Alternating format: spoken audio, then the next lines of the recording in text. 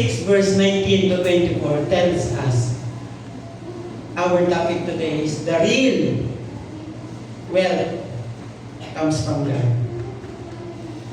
Naisip niyo na ba yun? Kanino ba galing yung tunay na kayamanan?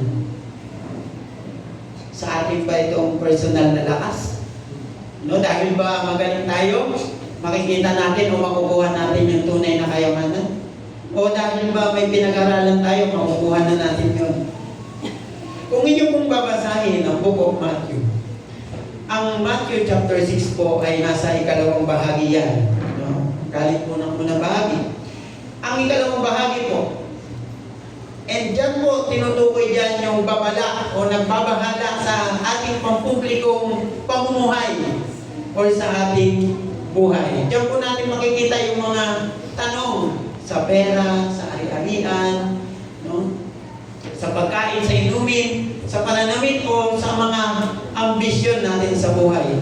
And dito nilinaw ko na hindi tayo maaaring maglingkod sa Diyos at sa anumang bagay. Hindi po pwede. Kung inyo pong babasahin yan, ang biblical doctrine po ng tema na yan, sa Sermon on the Mount, ay may kinalaman sa pagpapakilala ng puso ng isang Kristiyano. At makakatulong po yan na isaalang-alang natin ang pagbabagong buhay. Kaya ngayong umaga, ihanda po natin yung ating mga puso dahil malalaman po natin kung ano ba talaga yung kahalagahan ng kayamanan na meron dito sa lupa. And dapat ba natin itong tangkilikin? So, kaya buksan po natin yung ating mga puso at namnamin ang salita ng Diyos na pagpupulay-pulayan natin mamaya-maya. So, bago po tayo mag-umpisa, let's bow our head and let's pray. Panginoon, salamat po sa iyong salita na aming pong mapapag-aralan. Tunay nga po na ito po ay titimo sa aming mga puso at sa aming mga buhay. Salamat po sa presensya ng bawat isa sa amin. Ganon din po sa presensya po ng aming DMS, Reverend Noel Erese, Panginoon. Ganon din po, aming pong ipinapanalangin na buksan mo ang aming mga puso sa umagang ito para po yung ngayong salita na ay titimo sa aming mga puso at sa aming mga buhay. Gamitin mo po ang iyong abang lingkod bilang isang daluyan ng pagpapala at hindi po ang aming kahinaan ng kanilang makita pagkos ang katalinuhan na nanggagaling po sa iyo, Panginoon.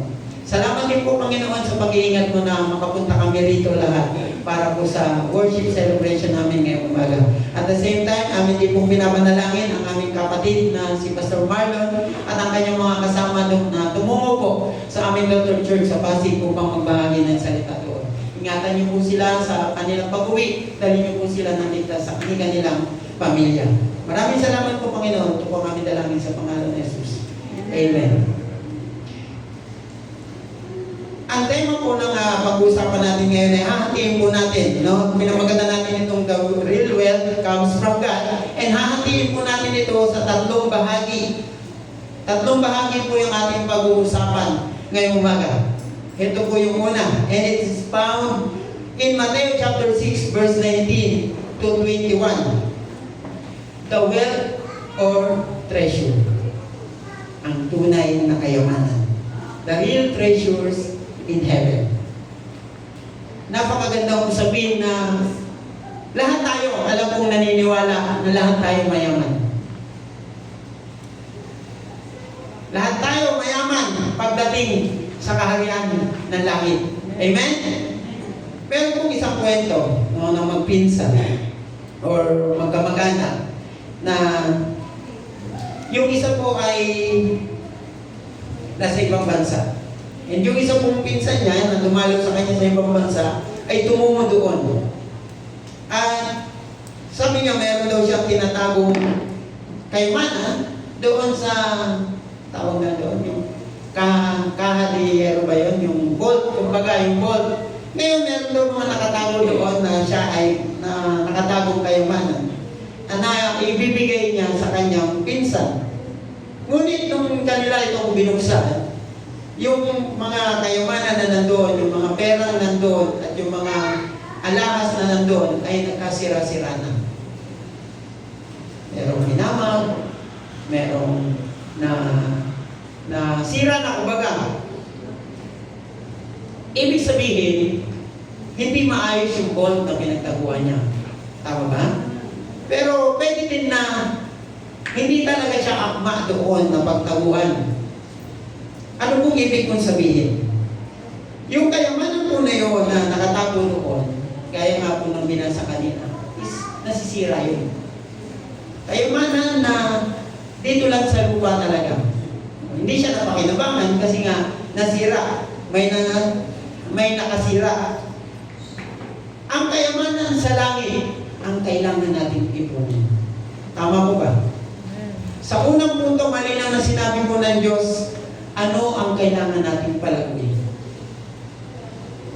Or anong kayamanan ang tunay o higit natin kailangan? Nung ako po ay isang hindi pa Kristiyano nung araw, ako po ay naiingit dun sa mga may mga malalaking bahay, merong magarang kotse, merong maayos na cellphone noon. Kasi yung nanay ko noon, 5110 lang may antena mahaba. Tapos yung mga kakilala ng mga kaklase ko noon, mga Nokia series na. Yun yung mga angat-angat, mga 6600. Yun. Kumbaga, ako po ay labis na naiinggit noon. Pero nung ako po ay naging isang Kristiyano, nagbago po yung perspective ko sa mga material na bagay. Lagi ko na lamang pong binibilin o sinasabi sa mga nakikilala ko na kami yung tipong saktuhan lang ang pamumuhay. Pero meron kaming kayamanan na nandito sa aming mga puso. Yung kayamanan na galing po sa langit. Mga kapatid, sa panahon natin ngayon, maraming mga tao ang gustong umangat ang buhay. Maraming nangarap makapag-ibang bansa. Para nang makita na maayos yung kanilang buhay. Pero wala kang makikita sa kanila na nangangarap lumago yung kanilang spiritual na buhay. Punta ka sa eskwelahan, sa mga atleta lang na tinuturuan ko, sa training. Tanungin mo sila anong pangarap mo maging. Kung ano ang gusto mo maging paglaki. Umasenso, makilala ko sa YouTube, sa social media, yumaman, magkaroon ng magandang kotse, magandang bahay. Pero wala akong nakita sa kanilang magkaroon ako ng takot sa Diyos. Magkaroon ako ng spiritual na paglago. And I think that is purpose kung bakit ako nandun sa mga bata na yun. Nakakaiyak na katotohanan kasi meron pa akong atleta na bawal daw sa kanilang mag-pray. Bawal daw sa kanilang mag-pray. And sabi ko, bakit bawal? Hindi niya alam. Hindi niya alam kung bakit. Ang punto ko po rito mga kapatid, marami pa sa ating mga kabataan ang nasisilaw ang mata at ang kanilang puso, ang kanilang isipan sa kayamanan na panlupa. Na kailangan pa natin isamulat sa kanila, ano ba talaga ang tunay na kayamanan? Ito ba talaga ay makikita sa lupa? O makikita sa langit? O sa kaharian ng Diyos? Nararapat natin ituring na pinakamahalaga ang Panginoong Yesus sa lahat ng bagay. Amen po ba? Nararapat na isiksik natin sa ating mga isipan na ang pinakamahalagang kayamanan na meron tayo ay ang ating Panginoong Yesus. Kapag si Jesus ang ating kayamanan, ibibigay natin ang ating mga tinatangkilik. Ano ba yung ating mga tinatangkilik? Yung pera, yung oras, yung ating mga talento. Lahat ng meron tayo, oras, talento, pera, gamitin natin ito para sa Kanya. Huwag natin gamitin ito sa gawain na pangmundo. Meron pa akong isang kwento. Meron akong kaklase noon, I think narinig nyo na itong kwento ko. Meron akong kaklase noon na magaling siyang tumugtog ng gitara. And habang kami ay nagbabasketball, na-injured siya. And ang sister, tumama yung kamay niya sa hagdan. So, inoperahan siya, pinutol yung daliri. Para hindi kasi wala nang buto, hindi na kayang matugtungan. Ang hindi na siya makatugtog ng gitara. Pastor na siya ngayon. Ano po ibig ko sabihin? Tinanggal sa kanya ni Lord yung talent niya sa pagtugtog. Or pwedeng hindi naman ganun tinanggal, pero pinuspon lang kumbaga. Pero pinalitan ng bagong talent. Yung magsalita sa harap. And magbahagi ng salita ng ating Panginoon. Kung namumuhay tayo na may pagsasakripisyo para kay Jesus o naglilingkod sa Kanya sa mamamagitan ng paglilingkod sa katawan ni Kristo, nag-iimbak na po tayo ng kayamanan sa langit. Napakasarap po isipin na tayong mga Kristiyano ay meron na tayong kayamanan sa langit. So meaning, para makapag-imbak tayo ng kayamanan sa langit, kailangan meron tayong pusong handang sumunod sa ating Panginoon. Ano ba yung utos o yung primary na utos ng ating Panginoon? Ano kaya? Bukod dun sa pagkakalam natin, mahalin natin ang Diyos na buong puso, isip at kaluluwa. Mahalin natin ang ating kapwa. Alam niyo po ba na lahat tayo ay inutusan ng ating Panginoon na go and make disciples. Hindi lang po trabaho ng pastor yun. Hindi lang po trabaho ng church leader o hindi lang po trabaho ng trabaho ng mga may alam sa salita ng Diyos. Lahat po tayo binigyang karapatan na magbahagi ng salita ng Diyos. So wala po tayong ligtas doon. Tunay na merong naghihintay na kayamanan sa atin, sa mga anak ng Diyos, at ito ay higit sa anumang kayamanan na meron dito sa lupa. Yung po yung pinakamasarap sa pakiramdam, na meron tayong tunay na kayamanan. Money is not bad. Money is not good either.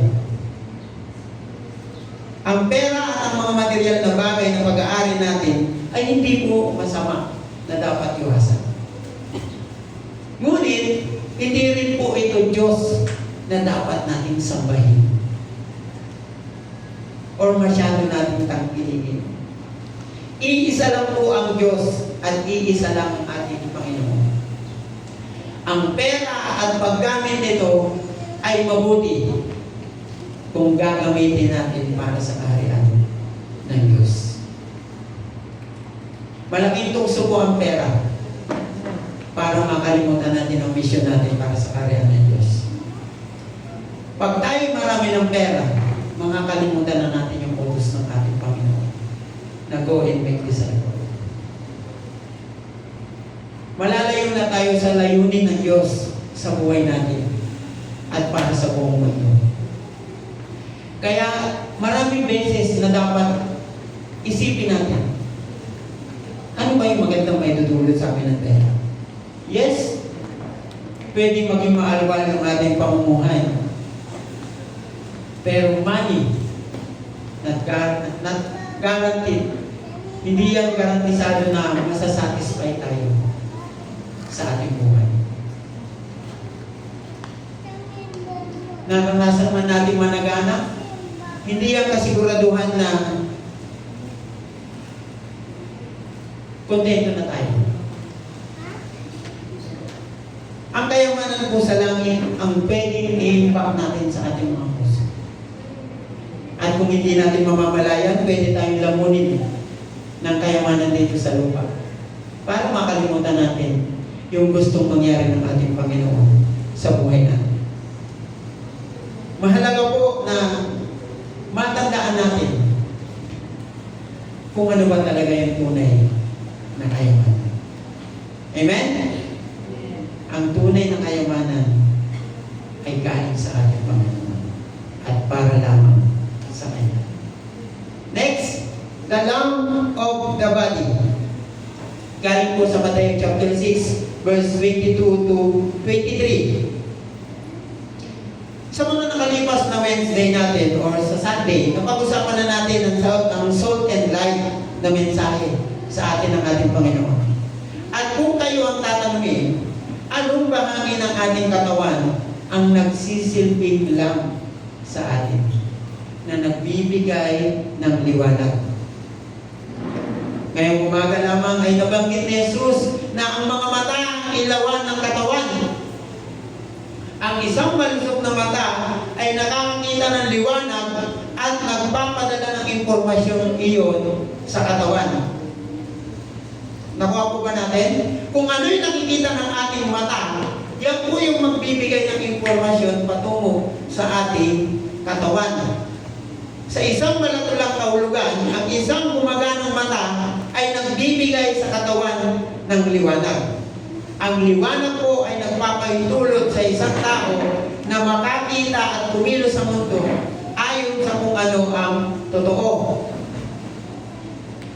Ang isang mata na masama, isang bulag o nasugatan, walang liwanag na pumapasok sa kanyang katawan. Pag tayo po ay isang bulag, wala pong makikita liwanag yan. Puro po yan dilim. Ito po ay totoo na realidad sa buhay ng bawat isa. Ganyan din po sa ating spiritual at physical na buhay. Ang panloob na bahagi ng tao ay nananatiling balot sa kadiliman at ito ay isang malakas na kadiliman. Ano ang ginagawang bulag o hindi malusog ang spiritual na mata? Sa konteksto po ng mga sinasabi sa atin, ang paglilingkod sa pera sa halip na paglilingkod sa Diyos ay nagiging sanhi ng pagkabulag. Ano pong ibig kong sabihin? The more na naglilingkod tayo sa pera, the more na mabubulag tayo. Nahaharangan ng ating paningin yung ating spiritual na paningin. Ang maling prioridad na iyon ay parang katarata na humaharang sa liwanag sa ating paningin. Ito po ay isang spiritual na kapintasan na humahadlang sa katotohanan. Ano po ba yung katotohanan? Na mayroon tayong Diyos na nagbibigay sa atin ng kaligtasan. Nagre-resulta ito sa panloob na kadiliman.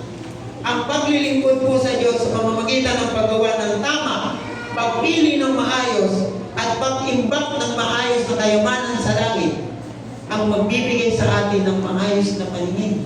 O ang gantimpala sa langit ay tulad ng pagkakaroon ng magandang mata. Nakaka-amaze po yung mga matatanda na hindi gumagamit ng salamin. Ibig sabihin, meron pa silang maayos na mata. Ako po, nag-umpisa akong magsalamin going back to 2020. Kasi ang nakikita ko po, pag wala akong salamin, may mga ani-anino. Pero pag meron ako, napakalinaw. So meaning, medyo malabo na rin yung aking mata. Paano ba natin iingatan ang ating paningin? Sabi ng mga doktor noon, huwag magpupuyat, huwag mong kumain ng mga masusustansyang pagkain, prutas, na nakakatulong para maging malinaw yung iyong paningin. Eh, paano kung spiritual tayo bulag? O spiritual na malabo yung ating mata? Gumawa ng mabuti, piliin ng tama, sumunod sa utos ng ating Panginoon, mahalin ang ating kapwa, mahalin ang Diyos, mahalin ang ating mga magulang. Napakarami. Pero lahat ng yan ay makakatulong sa atin para manatiling malago o maliwanag yung ating spiritual na paningin. Tayo po bilang isang Kristiyano, tayo po ang may karapatan or may dahilan kung bakit malabo yung ating paningin, lalo na yung spiritual nating paningin. Ngayon, tanong, paano ba ako makakapagbigay ng liwanag sa aking kapwa kung tayo mismo ay malabo yung ating paningin o malabo yung ating liwanag? Sinabi po ni Jesus na siya ang ilaw ng mundo o ng sanlibutan. In John 8:12. Bilang mga anak ng Diyos, dapat tayong maging ilaw ng sanlibutan. In Matthew chapter 5 verse 14. Ngunit paano po natin magagawa iyon? We should be Christ-like. Alam kong medyo mahirap o tila imposible ang maging katulad ni Jesus. Ngunit sa tulong po ng ating Panginoon, sama-sama lahat tayo ay makakagawa ng pagbabago na sinasabi ng Panginoon na tayo ay maging Christ-like. Maging ilaw para sa ating kapwa. Pagkatapos po ng lahat, tayo ay magiging isang magandang anak ng Diyos. Maliwanag ang paningin. Ginawa ayon sa kanyang perpektong larawan. But let's focus on doing right. Sa ating kapwa, sa lahat ng ating aspeto ng buhay. Huwag gawing bulag na gawin ang sinasabi ng mundo na tama. Gawin natin kung ano ang sinasabi ng salita ng Diyos na tama. Minsan akala natin yung sinasabi ng mundo, yun na yung tama. Doon tayo nagkakamali. Doon nalilihis yung ating landas. Akala natin yung sinasabi ng mundo, yun na yung tama. Focus po tayo sa sinasabi ng salita ng Diyos na tama. Bagaman ito po ay napakahirap, mahalagang ihiwalay ang ating sarili sa mundo, kailangan mo manatili na nasa tamang mundo. Ngunit hindi mo kailangan makibahagi sa mga bagay na nakakasira sa iyong pananampalataya dito sa mundo ito. Ano pong ibig kong sabihin? Kung alam po natin na yung ginagawa ng mundo natin ay nakakasira sa paglago ng ating pananampalataya, huwag na po natin gawin.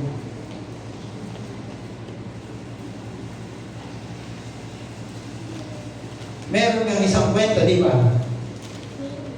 Papasok ako ng one way kasi pumasok din yung isa eh. Nagdadrive ka sa kalsada, pumasok ng one way yung isa. Papasok ka din ba sa one way?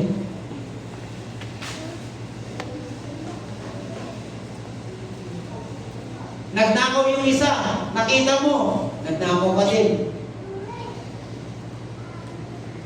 Kung ano po yung nakikita natin sa mundo, o yung binibigay ng mundo sa atin, huwag na natin gayahin. Merong batas, di ba? Galit na merong ayaw na nilang binibili ng tao yung yosi. Ang dami na kung ano nakasulat dun sa pakete. Cancerous, nakakalabo lang ng mata.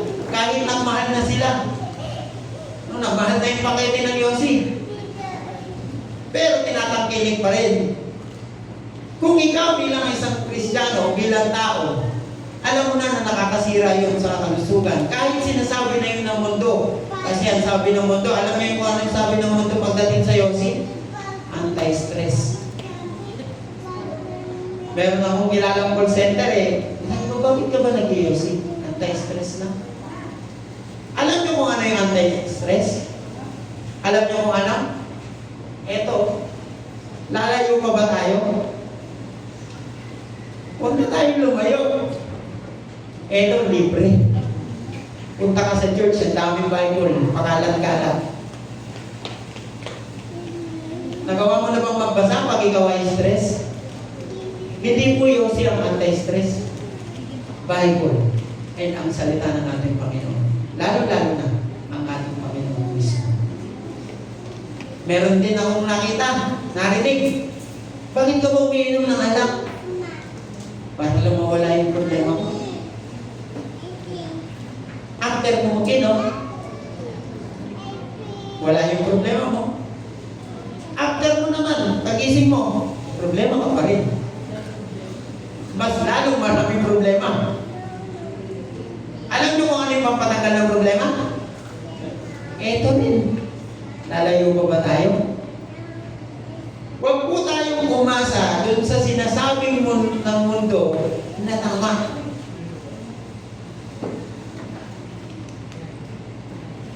Let's keep our light shining. Kung makikiayon po tayo sa takbo ng mundo, remember, Romans 12:2, do not conform to the pattern of this world, but be transformed by the renewing of your mind. Then you will be able to test and approve that God wills us. Tama? Huwag na natin pilitin na sumabay tayo sa mundo.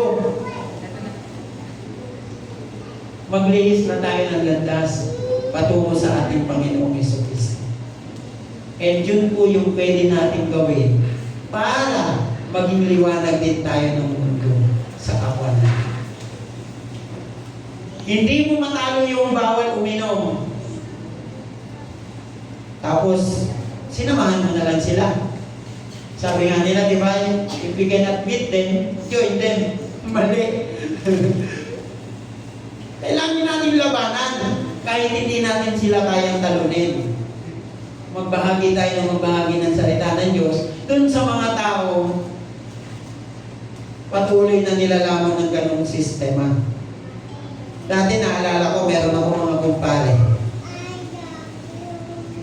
Before, ang lalakas talaga nila mag-inom, and ako din, ganun din. Eh ngayon, nung mga niyayayaan nila ako ng mga nakaraang taon, sabi ko, papayag ako uminom. Pero magbabasa muna tayo ng Bible. Magde-devotion muna tayo. And after namin mag-devotion, sabi niya, tago na natin itong ano. Hindi na sila nag-inom. Ano pong ibig kong sabihin? Kung mananatili tayo dito sa gawain ng makamundo, mananatili at mananatili tayo.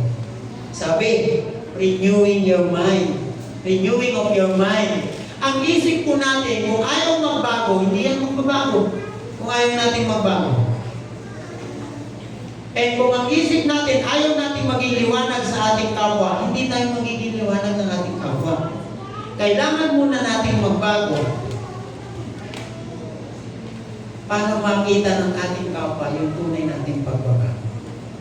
Amen? Tayo muna ang mismo ang unang magiging liwanag bago sila maging liwanag. Domino effect yan.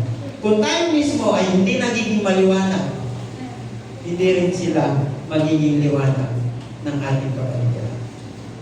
And sa tulong na liwanag natin ng Diyos, magiging liwanag din po tayo ng ating kapwa.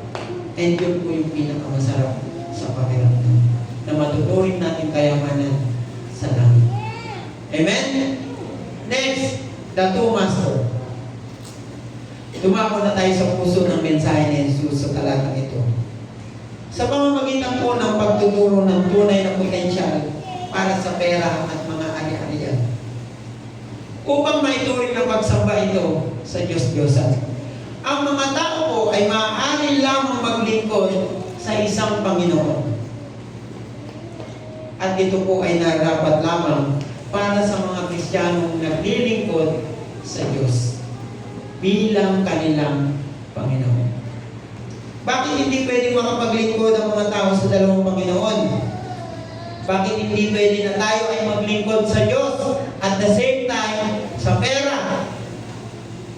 Binigyan din sa usapang ito ang pera. Hindi na natin susubukang itago ang intensyon ng Diyos sa atin bilang isang Kristiyano. Tayo po ay hindi na magpapaligoy-ligoy pa. Ang kahulugan po ng kanyang mga salita ay magiging napakalinaw sa pandinig ng sinaunang Israelita noon hanggang sa puntong ito. Ngunit kung sakaling may nalilito pa rin po sa atin, pagdating po sa Diyos at sa pera, buksan po natin yung ating mga puso ngayong umaga. And baka sakaling malinawan tayo. Sa pera, pwede tayong mapahamak. Sa Diyos, hindi po tayo mapapahamak. Napakasarap po maglingkod sa Diyos. Napakasarap. Napakasarap yung tipong kahit pakiramdam natin walang-wala na tayo, na kahit pakiramdam natin ubos na yung kayamanan natin. Kaya pala, nung ninstall ako ni DMS dito, nabanggit niya yung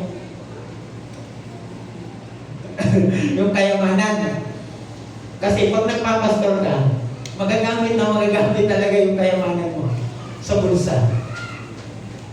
And noong time na yun, hindi ko siya nauunawaan.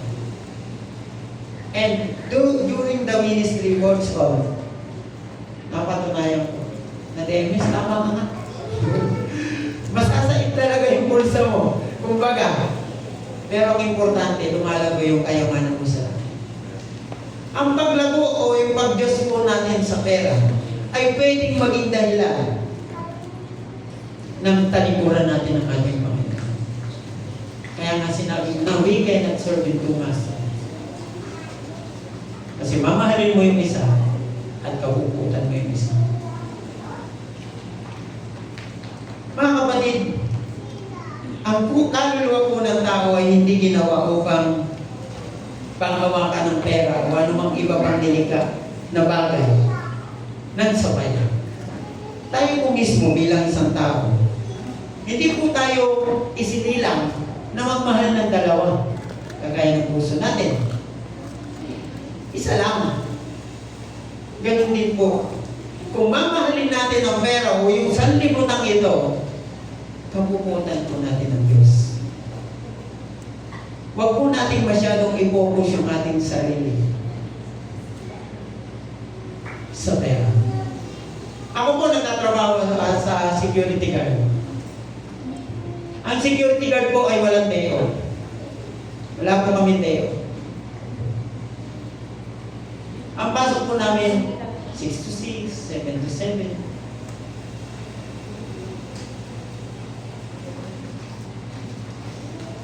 Pero, I will make sure na during Sunday, presence ako sa Sunday worship celebration. Ano pong ibig kong sabihin? Yung kikitain ko po sa trabaho sa pera,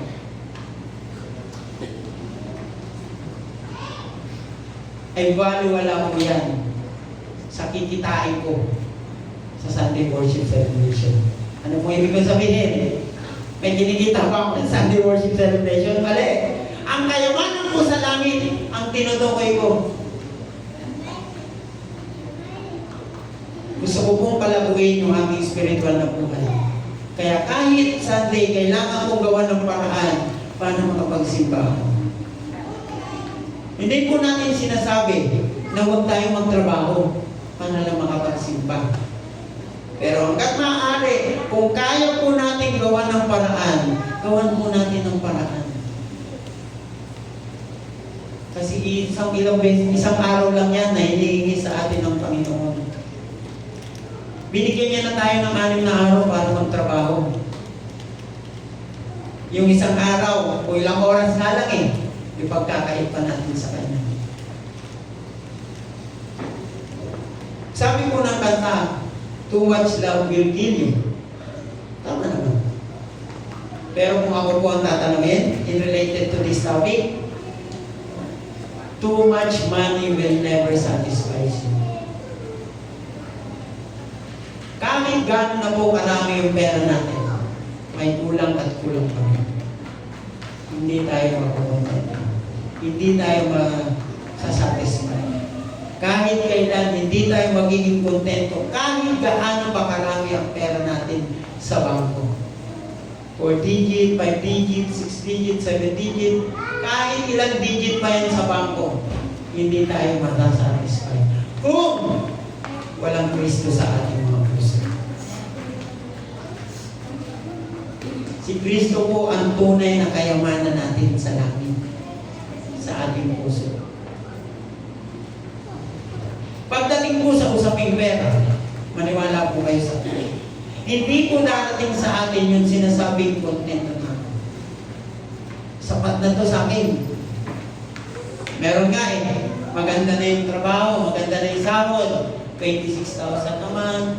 Pero gusto mong ma-promote para sa sahod, para lumaki yung sahod.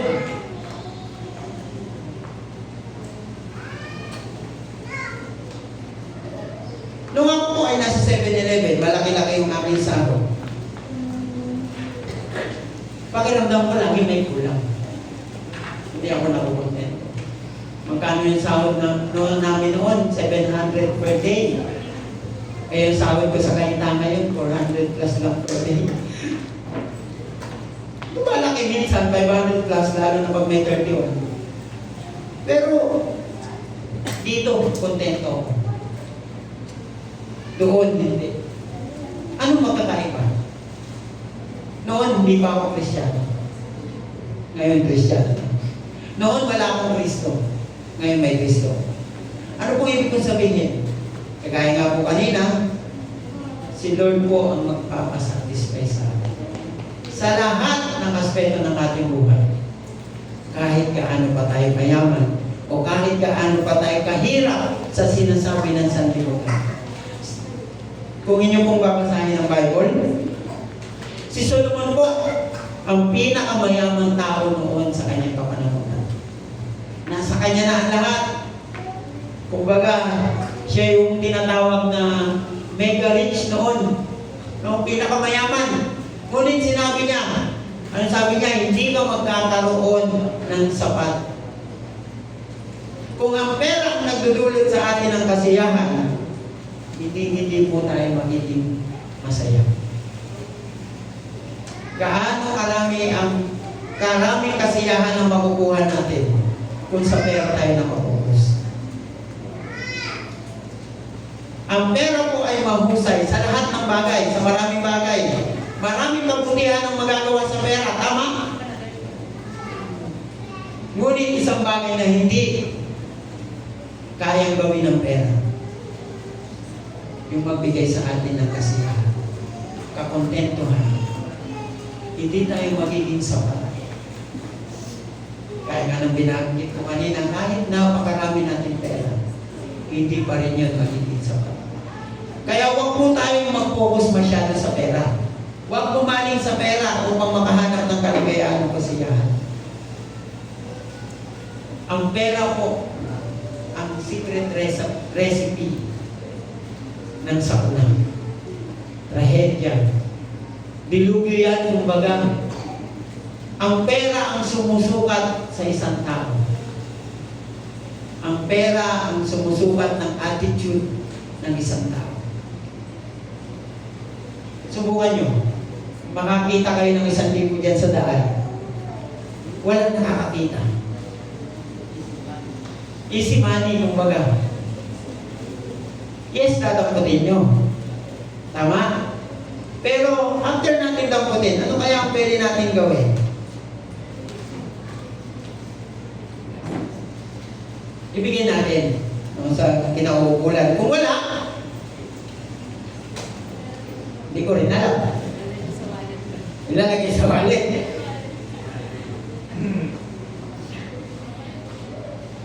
Ang pera na hindi po natin pinaghirapan ay mabilis lamang mawala.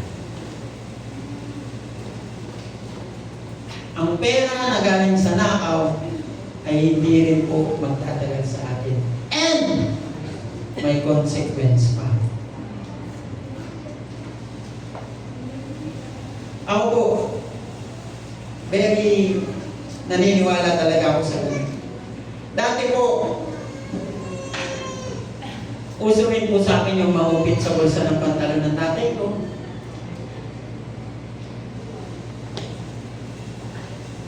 Pero after po kong mahupit sa bulsa ng pantalon ng tatay ko, nawawala yung pera na yun. Hindi ko rin napapakinabangan. And kinabukasan, pagbigay sa akin ng nanay ko ng baon, nawawala ulit. Yun yung consequence. Hindi na natin napakinabangan, may consequence pa. Ang dapat natin gawin, sa halip na tamasahin natin ang perang binigay sa atin ng Diyos, bilang regalo, kailangan natin gawin sa pera na regalo sa atin ng ating Panginoon. Gamitin natin sa kawang gawa, sa simbahan, at sa gawaing makalangit. Ano pong ibig kong sabihin? Lahat tayo may mga kailangan, tama? Meron tayong expenses sa bahay. Pero naniniwala ba kayo na ang kayamanan yung pinagkakaloob sa atin ng ating Panginoon ay sobra-sobra? Pastor, 5,000 lang naman per month ang sahod ko. Sakto lang yung pangkain namin. Mali. Merong portion dyan na para kay Lord. Naniniwala ako doon. Merong portion dyan sa pagkakawang gawa. Merong portion dyan para gawing makalangit. Sa gawain makalangit. Amen? Kaya ngayong umaga, naniniwala ako na walang mahirap sa atin. Lahat tayo mayaman. Amen? Sabihin niyo sa katabi niyo, napakayaman mo. Napakayaman po. Ito na, napakayaman po. Napakayaman natin lahat. Bakit? Meron tayong Kristo sa puso. Amen? Amen. Palakpakan mo natin ang ating Panginoon. Mga kapatid, the real wealth comes from God. Ay wala ko dito sa lupa. Ang tunay na kayamanan ay nasa langit. Sa piling ng Diyos, sa presensya niya. Huwag tayong mag-iimpok ng kayamanan dito sa lupa. The real treasure is in heaven. Mahalaga ang ating puso dahil ito ang kayamanan natin. Kayamanan na tinitignan ng ating Panginoon Jesucristo. Puso din ang tinitignan niya upang masukat niya ang kayamanan, ibubuhos niya sa atin. Tandaan niyo po ito Puso din po natin ang titingnan ng ating Panginoon upang ibuhos niya ang kayamanan na para sa atin. Ulitin ko po puso po natin ang titingnan ng ating Panginoon. Para malaman niya kung anong kayamanan din ang ibubuhos niya sa atin. Remember, money is not bad, but money is not good either. May dalawa po tayong pagpipilian kung saan natin nilalagay ang ating kayamanan. Two investment opportunities. Una, dito sa lupa o sa mundo, para po sa ating pansariling interes, para sa mga bagay na walang kinalaman sa kaharian ng Diyos. Ang isa po ay sa langit. Mga bagay na para sa Diyos. So ngayon, mamimili po tayo. Saan po tayo mag-i-invest? Saan po tayo mag-i-invest? Dito po ba sa mundo? O sa langit? So mga kapatid, Matthew chapter 6 verse 19 to 24 tell us ang tunay na kayamanan na dapat meron sa isang tunay na Kristiyano. Natutunan natin ang tunay na kayamanan ay sa langit. And tayo na naghahatid ng liwanag, na nagdudulot ng liwanag sa ating kapwa. And dapat tayo ay may liwanag din para patuloy na manigning yung ating kapwa. In application to this, meron po akong tanong na gusto kong iwanan sa ating lahat. Naniniwala ako na pinangahawakan natin ang salitang God will provide. Amen. Lahat tayo, nandun tayo nakapokus sa word na God will provide. Kahit marami tayong utang, kahit maraming due date, kahit marami tayong bill, naniniwala tayo na God will provide. And let's keep trusting riches in our Lord Jesus Christ. Panghawakan lang natin yung God will provide at hindi po tayo masisira. Ngunit sadyang nabubulag lang tayo ng kayamanan dito sa lupa. Masyado lang tayong nabubulag ng kayamanan sa lupa. Ngayon, ang tanong, mananatili ba tayong bulag sa kayamanan dito sa lupa? Or palalawakin pa natin yung ating kayamanan sa langit? Kayo lang po ang makakasagot yan. Hindi po saklaw ng ating kaisipan yan. Kayo po ang nakakala kung ano po yung ipopokus natin. Ang paningin po natin ang magbibigay liwanag sa landas na gustong ipalakad sa atin ng Diyos. Dahil hindi po tayo pwedeng maglingkod sa dalawang Diyos. Kaya labis na pag-ibig sa pera ang kailangan natin paliwalain. Medyo pera muna natin yan. Kay Lord tayo mag-focus. Amen? Maraming salamat po and God bless po sa ating lahat. Salamat po.